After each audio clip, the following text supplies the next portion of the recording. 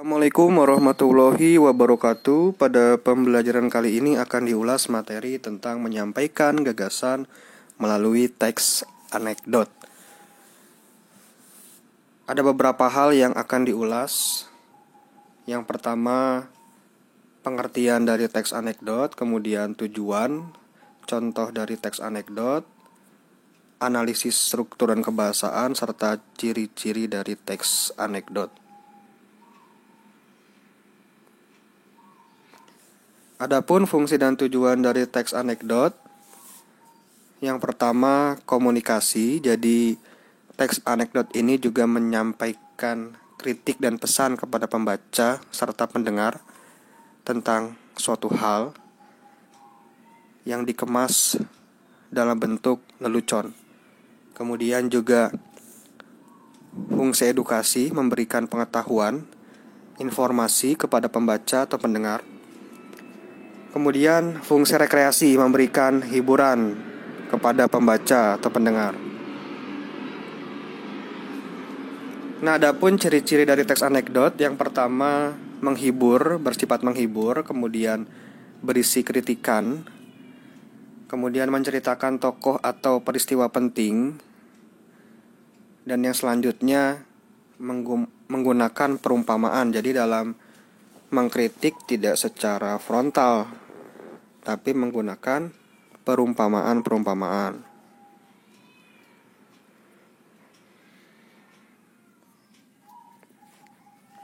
Ini dia contoh dari teks anekdot yang disajikan dalam bentuk dialog dan narasi.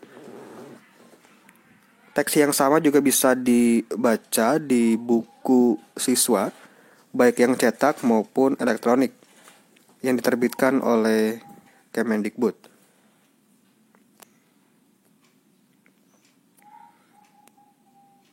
Judulnya Aksi Maling Tertangkap CCTV.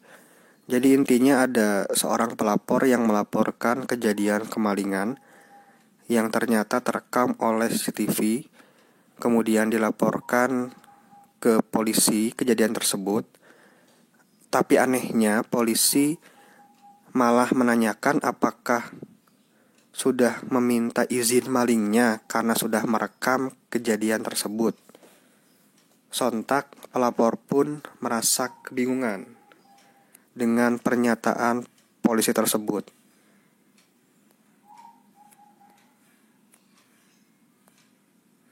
Nah, kira-kira pesan atau kritik apa yang ingin disampaikan penulis dalam teks tersebut? Serta sebenarnya apa sih yang dimaksud dengan teks anekdot? Jika kita pahami teks tersebut selain memberikan lelucon juga menyampaikan pesan atau kritikan, terutama untuk para penegak hukum yang semestinya lebih jeli lagi dalam menangani kasus-kasus kriminal. Kemudian apa yang dimaksud dengan teks anekdot? Jadi teks anekdot merupakan cerita singkat yang mengandung unsur lucu serta bermaksud mengkritik sesuatu, seseorang atau lembaga tertentu. Nah, ini yang membedakan antara teks anekdot dengan teks humor biasa, yakni kalau teks humor biasa hanya berisi lelucon. Nah, kalau teks anekdot selain lelucon juga berisi kritikan.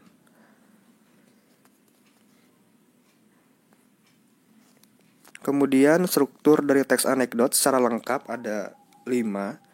Yang pertama abstraksi, berisi gambaran umum tentang isi teks. Kemudian orientasi, bagian cerita yang mengarah pada konflik atau krisis. Ini contohnya dari teks aksi maling tertangkap CCTV tadi. Abstraksi itu ketika seorang warga melapor kemalingan. Ini bagian pendahuluannya. Kemudian bagian orientasinya yang mengarah pada krisis, ketika dinyatakan Pak, saya kemalingan. Kemalingan apa? Mobil, Pak. Tapi saya beruntung, Pak. Nah, ini mengarah pada krisis. Kemudian apa itu krisis? Jadi krisis ini merupakan bagian inti dari teks anekdot yang berisi kekonyolan yang biasanya mengandung atau mengundang tawa. Kemudian nanti ada reaksi, tanggapan tokoh lain, atau reaksi tokoh lain bisa berupa celaan atau menertawakan. Kemudian ditutup dengan koda, simpulan atau tanda akhir dari cerita. Kita lihat contoh krisis, reaksi, dan koda. Nah, bagian krisis ketika polisi sudah meminta izin malingnya untuk merekam, bertanya kepada pelapor. Nah, di sini terdapat suatu kekonyolan ketika polisi menyuruh atau menanyakan kepada pelapor sudah meminta izin atau belum, karena sudah merekam kejadian tersebut. Nah, tentunya hal ini mengundang reaksi ya, tanggapan tokoh lain, yakni pelapor. Pelapor berkata belum, sambil menatap polisi dengan penuh keheranan. Kemudian polisi juga merespons, itu ilegal, Anda saya tangkap. Nah, kemudian di bagian koda, pelapor hanya bisa pasrah tak berdaya. Ini bagian penutup atau bagian akhirnya. Nah, itu dia contoh analisis dari struktur teks anekdot berjudul Aksi Maling Tertangkap CCTV. Kemudian ada ciri atau unsur kebahasaan dari teks anekdot. Yang pertama, menggunakan kalimat yang menyatakan peristiwa masa lalu. Kemudian menggunakan kalimat retoris atau kalimat tanya yang sebenarnya tidak membutuhkan jawaban. Kemudian menggunakan konjungsi yang menyatakan hubungan waktu. Contohnya kemudian dan lalu. Menggunakan kata kerja aksi seperti menulis, membaca, berjalan, dan sebagainya. Kemudian menggunakan kalimat perintah dan menggunakan kalimat seru. Nah, untuk anekdot yang disajikan dalam bentuk drama atau dialog, biasanya dominan menggunakan kalimat langsung atau kalimat yang ditandai penggunaan petik ganda.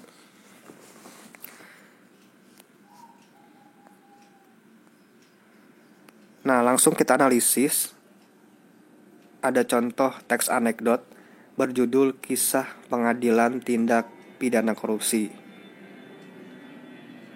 Jadi intinya ada tersangka pidana korupsi yang diadili di pengadilan.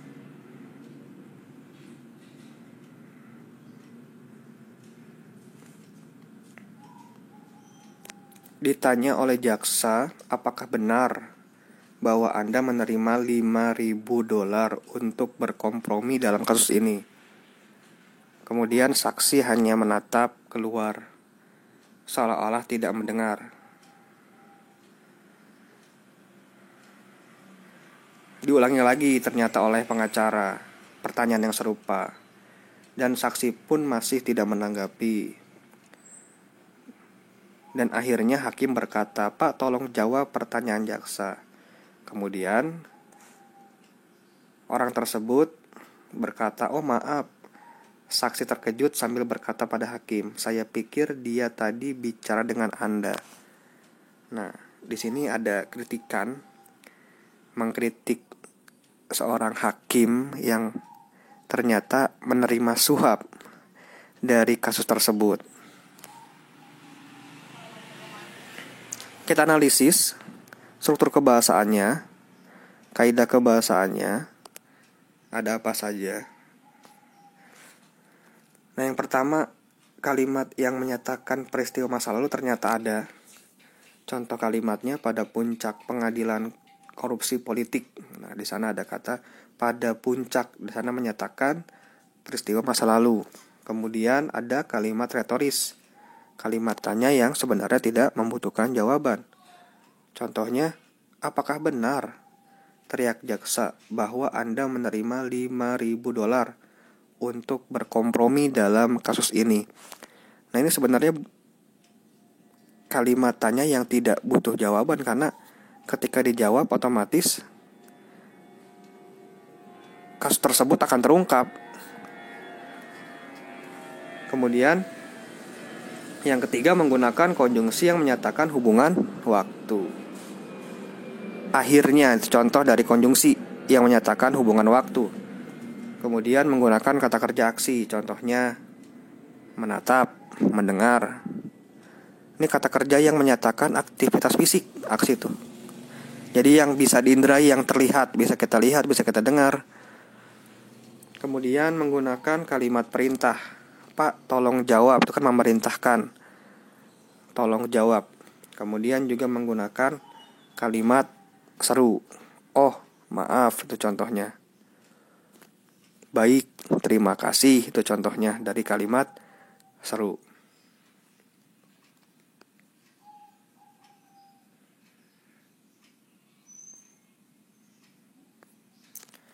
Nah, itu tadi pembahasan materi teks anekdot tentang ciri, kemudian analisis kebahasaan, analisis struktur, fungsi, dan pengertian dari teks anekdot. Untuk materi serupa bisa kalian telaah juga pada sumber berikut.